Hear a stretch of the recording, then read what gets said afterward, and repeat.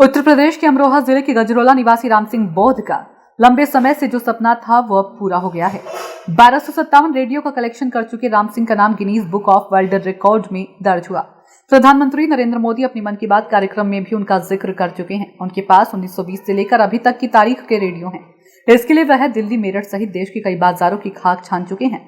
Guinness record की purse ने राम सिंह बौद्ध के नाम की पुष्टि करते हुए बताया कि वैसे तो उनके पास 1400 रेडियो हैं, लेकिन गिनीज की गाइडलाइन में नियम है कि सभी रेडियो यूनिक होने चाहिए। कई रेडियो को डुप्लीकेट होने की वजह से हटा दिया गया। इससे पहले 625 रेडियो कलेक्शन के साथ एम प्रकाश के पास ये रिकॉर्ड दर्ज था। पीएम मोदी ने मन की बात में इसका जिक्र भी किया था। बौद्ध ने पीएम की तारीफ करते हुए बताया कि उन्होंने रेडियो को और भी अधिक प्रसिद्ध कर दिया है।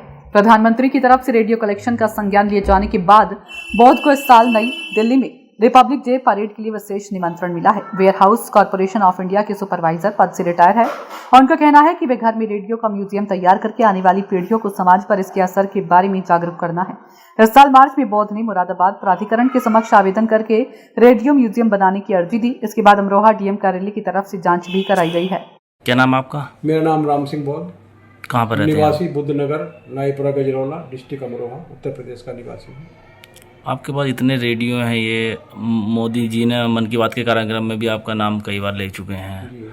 तो रेडियो कैसे प्रेरणा मिली? कहाँ के रेडियो हैं ये? ऐसा रेडियो तो मैं मतलब बाकी चीज़ तो जैसे डाक टिकट हैं, सिक्के हैं, पहले से इकट्ठा करता रहा हूँ।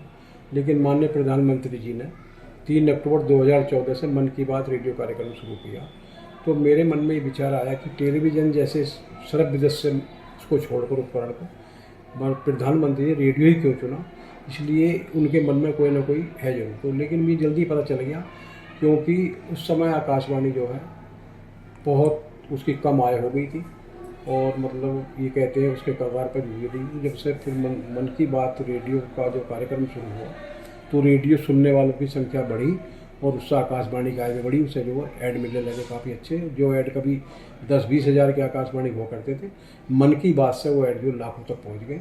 तो आकाशवाणी को भी जीवन दान मिला और रेडियो को भी जीवन दान मिला, क्योंकि लोग रेडियो को भूल चुके थे। लेकिन प्रधानमंत्री जी के द्वारा जैसे मन की बात शुरू की गई, लोग रेडियो को जो सुने इकट्ठा करने भी लगे और सुनने भी लगे। और अगर किसी के पास रेडियो भी नहीं तो रेडियो ऐप लोड करके वो लोग रेडियो सुनते हैं। और मन की बात में ज़्यादातर देश के लोग सुनते हैं और उनकी संख्या मेरे ख्याल में लगभग 40 करोड़ तक जो रेगुलर सुनने वालों की पहुँच चुकी है। ये बहुत बड़ी उपलब्धि है उसके लिए। अपने पास कितने पुराने रेडियो? मेरे पास जो है 1400 रेडियो है और मेरे पास जो है सन 1920 से शुरुआत रेडियो की 2010 तक का मैंने कलेक्शन किया है। Guinness book of world record को मैंने 1400 रेडियो को भेजा था दर्ज करने के लिए, लेकिन उन्होंने जो है अपनी जांच करके काट-छाँट इंक्वायरी करके 1257 रेडियो को एक्सेप्ट किया है और उसकी मुझे उनकी सर्टिफिकेट कल सूचना मिली है। 1-2 दिन में मेरे पास वो सर्टिफिकेट पहुँच जाएगा। क्या अन्य देशों के भी रेडियो हैं? हाँ, तमाम देशों के हैं, जापान के हैं, जर्मनी के हैं, इंग्लैंड के हैं और जहाँ जहाँ रेडियो बनते थे प्राय सभी रेडियो हैं, चाहे भले 1-2 मॉडल हैं, लेकिन हैं पूरी दुनिया के रेडियो मेरे पास। और आप विडम्बना देखिए, आज 3 अक्टूबर है। 3 अक्टूबर को ही माननीय प्रधानमंत्री जी ने मन की बात की शुरुआत की। 3 अक्टूबर से मैंने इसका कलेक्शन शुरू किया और आज 3 अक्टूबर को ही मुझे जो है गिनीज बुक का सर्टिफिकेट की सूचना मिली और आज 3 अक्टूबर को ही गिनीज बुक ऑफ वर्ल्ड का रिकॉर्ड बुक का जन्मदिन भी है। सन 1955 में आज के दिन ये शुरू हुई थी और जब से अनवरत चल रही है। और ये भी आपकी जानकारी देना चाहूँगा कि दुनिया में सबसे ज़्यादा बिकने वाली Guinness book of world record की बुक है। इसकी हर साल लगभग 5 करोड़ प्रतियाँ बिकती हैं और ये 40 भाषाओं में इसका प्रकाशन होता है। तो ये बहुत बड़ी मेरे लिए उपलब्धि है कि पूरी दुनिया जो मतलब अब ये जो है रेडियो मैन के वैसे ये मीडिया रेडियो मैन के नाम से ही पुकारती है। प्रधानमंत्री ने पुकारा है तो मेरा नाम जो रेडियो मैन हो गया है और पूरी दुनिया में मेरा नाम पहुंच गया है। बस आपका काफ़ी रेडियो मैन के नाम से नाम रोशन हुआ है, कैसा महसूस करते हैं आप? बहुत बढ़िया लग रहा है। मेहनत तो करी तो उसका आज प्रतिफल है और मैं तो माननीय प्रधानमंत्री जी को ही धन्यवाद दूंगा कि उनके ही प्रेरणा से ये मुझे प्रेरणा मिली, जो कि मैं रेडियो के कलेक्शन में लगा। और शायद उनसे प्रेरणा न मिलती तो ये नहीं हो पाता काम जो है। और लगातार लगा रहा फिर जो मैंने गिनीज बुक वालों के रिकॉर्ड देखता था मैं उत्सुक हो जाता, यार मैंने बहुत गिनीज बुक में कैसे रिकॉर्ड दम हो। तो फिर मैंने इकट्ठे करते करते पिछले साल दिसंबर में उन्होंने आवेदन किया गिनीज बुक वालों को तो आपने कुछ रेडियो दान भी तो करे हैं? हाँ, उसके बाद मैं सा ना उन्होंने कहा इससे गिनीज बुक वालों ने कि हम केवल एक ही रेडियो का मॉडल मानते हैं, डिफरेंट मॉडल होना चाहिए, डबल डबल नहीं होना चाहिए। तो फिर मैंने देखा मेरे पास डबल डबल रेडियो थे, तो मैंने तो एक बार विचार करने का मन बनाया कि इन्हें बेच दूँगा, कि बेच के दूसरे रेडियो लूँगा। लेकिन आकाशवाणी से मैं जुड़ा हुआ पिछले 1-1.5 साल से, वहाँ मेरे जो है रिकॉर्ड होते रहते हैं।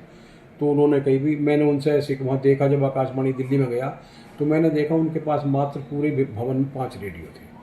तो मैंने कि इतना बड़ा भवन रेडियो का, एकड़ों भवन है और बड़ी दुख की बात है, आकाशवाणी है, यहाँ पर रेडियो नहीं है। रामपुर गया वहाँ कोई रेडियो नहीं है, नजियाबाद गया वहाँ कोई रेडियो नहीं है।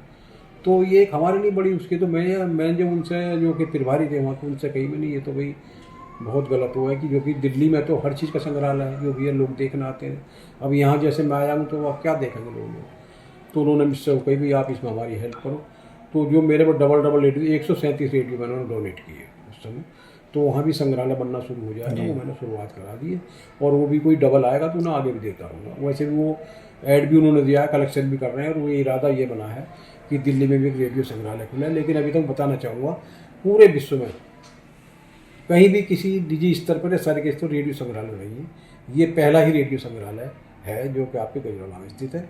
और इसे संग्रहालय को मैंने मन की बात रेडियो संग्रहालय नाम भी दिया है, और इसे मैंने रजिस्टर्ड भी करा लिया इसी नाम से। तो ये जो विधिवत पूरी दुनिया का पहला मन की बात रेडियो संग्रहालय गजरौला में स्थापित हो गया है। और माननीय प्रधानमंत्री जी ने इसे मान्यता प्रदान कर दी है अपनी कड़ी 100 कार्यक्रम के 7वें कड़ी में। और जो था सबसे बड़े जो संस्था है, आप जानते गिनीज बुक वर्ल्ड रिकॉर्ड, उसने भी ये जो इसे प्रमाणित कर दिया है। तो ये अब जो है पूरे दुनिया में सबसे बड़ा रेडियो संग्रहालय स्थापित हो गया।